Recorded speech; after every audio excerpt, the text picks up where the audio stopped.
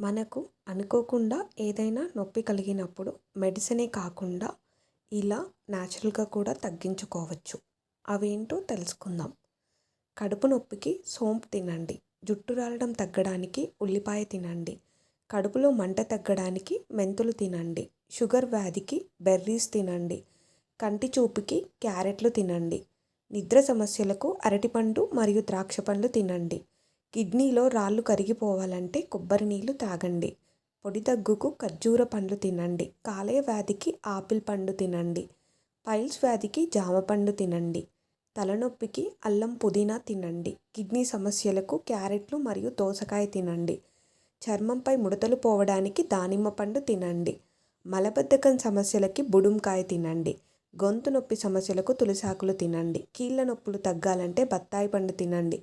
నోటి పుండు తగ్గాలంటే టమాటో తినండి. అల్సర్ తగ్గడానికి ఆపిల్ పండు తినండి. కడుపు నొప్పికి సోంపు తినండి. Thank you for watching our video.